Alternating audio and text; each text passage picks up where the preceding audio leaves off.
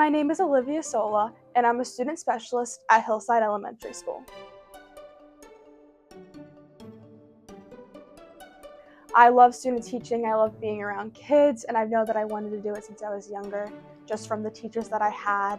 And I thought this was a really good opportunity to get a gist of what the real world will be.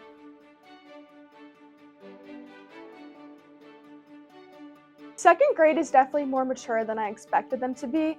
I was with kindergarten last year, so it's a big jump to say the least, honestly.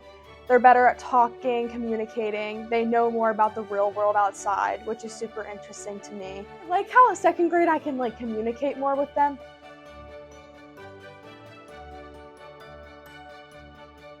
During their small groups, I'll try and get to know them one-on-one, so that really helps create a special bond with them. I've also learned just more about their personal life, which makes a big impact as me as a student specialist. Hi, I'm Dave Loudenslinger, and I'm a second grade teacher at Hillside.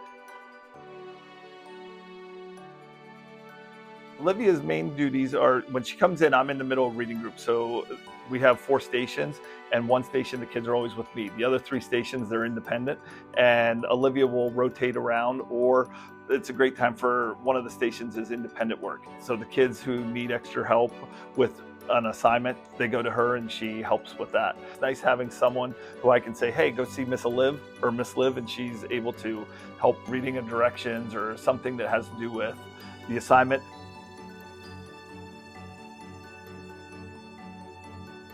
She's definitely taken more of a initiative to do things. Before, she was a little laid back, like waiting for me to give directions. Now she sees someone struggling, she just walks over and says, hey, do this. Or if she sees someone that's not doing what they're supposed to be doing, she'll go over and say, all right, get back to work. So she's really taken that step towards initiation.